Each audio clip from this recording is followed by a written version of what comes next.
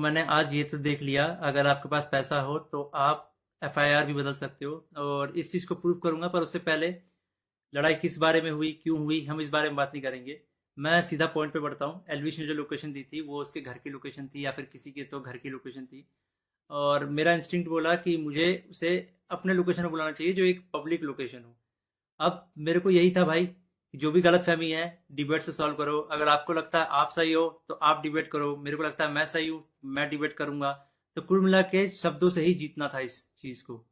और मैंने पूरी तैयारी की थी। मैंने वहां पे सोफा वोफा सब लगाया था कि जब एलविश भाई आएंगे तो वहां बगल में बैठेंगे, ये वो फलान ठिकाना। लेकिन जैसे ही वो आए, एक तो अटैक करना शुरू कर दिया, ऊपर से बहुत सारे बंदों के साथ आए। ऊपर से ये भी नहीं था कि वन ऑन वन फाइट हो, उसके साथ उसके कुछ बंदे थे, वो भी मदद कर रहे थे उसकी। इस तरीके से मदद कर रहे थे कि मैं कुछ कर ही नहीं पा रहा था, क्योंकि मेरे को दो तीन लोगों ने पकड़ लिया था अगल बगल से। अब जब लड़ाई हुई, लड़ाई के बीच में ही एलविश ने मेरे को लगभग ये अपने घुटनों से नाक पे मारा, कई बार हाथों से मेरे सिर्फ मुंह पे मारा। और जब मारा उसके बाद उसने बगल से एक फोन भी उठाया जो दूसरे एंगल पे रिकॉर्डेड है, और फोन से मेरे स्पाइन पे मारा। और आप सभी को पता है अगर स्पाइन पे गलती से भी स्पाइन टूटता है तो आप जिंदगी भर के लिए लावारिस हो सकते हो, अपाहिज हो सकते हो। तो उसके बावजूद उसने मारा मारा। और उसके बाद उसने क्या किया, जान से मारने की धमकी भी दे दी।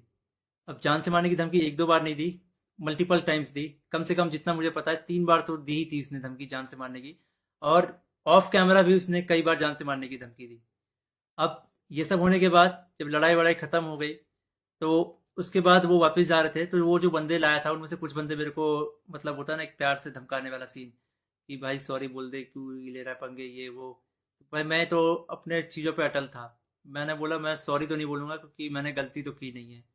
उसके बाद एलविस ने भी थोड़ा ट्राई किया था सॉरी बुलवाने के लिए, लेकिन मैंने उसको भी सॉरी नहीं बोला।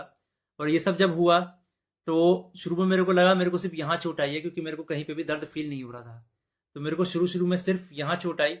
उसके बाद 1 डेढ़ घंटे बाद मेरे को यहाँ पे दर्द होना शुरू हुआ, और फिर 2 से 3 घंटे बाद मेरे पूरे स्पाइन में दर्द होना शुरू हुआ। और इस तरीके से हुआ कि मैं सो ही नहीं पाया।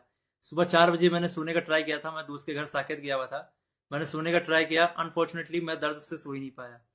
उसके बाद हम जब दर्द हो रहा था तो हम गए वहाँ पे मैक्स हॉस्पिटल साकेत के, मेडिकल निकलवाने। तो उन्होंने मना कर दिया, विदाउट एफआईआर नहीं होगा। तो मेरा यही था, मेरा दिमाग शॉक में था, एफआईआर हमने की नहीं थी। फिर हमने डिसाइड किया कि दोपहर के 12 बजे के आसपास हम एफआईआर करेंगे लॉन्च, और उसके बाद मेडिकल करवा लेंगे पुलिस की मदद से ही। तो हम गए एफआईआर करने।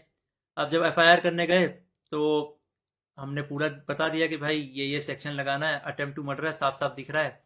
तो जो एसएचओ थे उन्होंने बहुत अच्छे से बात की। उसके बाद एसएचओ अपने इंस्पेक्टर के फ़ोन में कॉल करते हैं, बोलते हैं कि पूरा इसको ना पब्लिक मत करना, गुप्त तरीके से रखना, हम लोग गुप्त तरीके से लड़ेंगे। मेरे को तभी डाउट था कि एफआईआर को दबाने की कोशिश की जाएगी।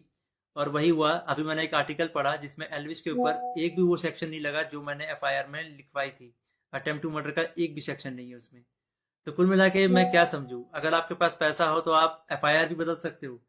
मतलब हरियाणा में इस तरीके से गुंडागर्दी चल रही है कि एक बंदा आता है, मारता है, और उसके खिलाफ कोई एक्शन नहीं होता, उसको पुलिस पकड़ के लेके नहीं जाती। यहाँ पे इस बात को 24 घंटे हो चुके हैं, और वो बंदा अभी हंस रहा होगा कि उसको कोई पकड़ के नहीं ले गया, उसको फर्क ही नहीं पड़ा होगा। मैं हरियाणा के सीएम खट्टर जी से रिक्वेस्ट करना चाहूंगा कि इस गुंडे अलविश यादव को अरेस्ट करवाओ।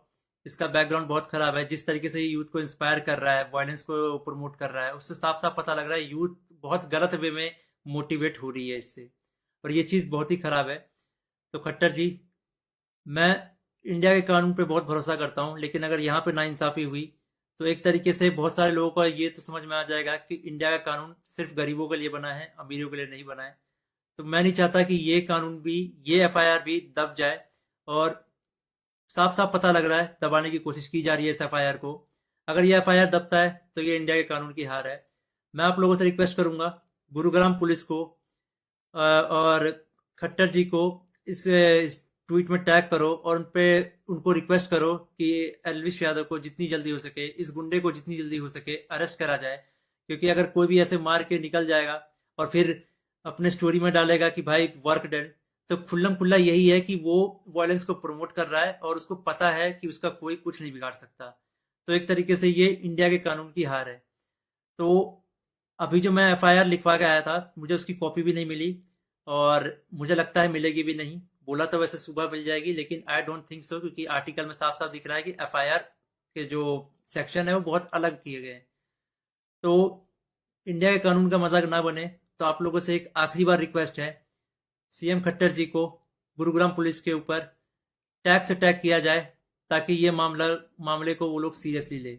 इन द एंड, अगर इस बीच में मुझे कुछ भी होता है, मेरे पे कोई भी जानलेवा हमला होता है, इसका जिम्मेदार एलविश यादव होगा, या फिर उसके दोस्त होंगे, या फिर गुरुग्राम पुलिस होगी जिसने मेरे एफआईआर को पूरा का पूरा बदल दिया, और पता नहीं क्या एफआईआर लिख दिया। और ये ये इंडियन कानून की बेइज्जती है, ये तो मैंने देख लिया। कुछ नहीं भाई, अगर तुम्हारे पास पैसा हो तो कुछ भी कर सकते हो, ये तो मैंने देख लिया भाई।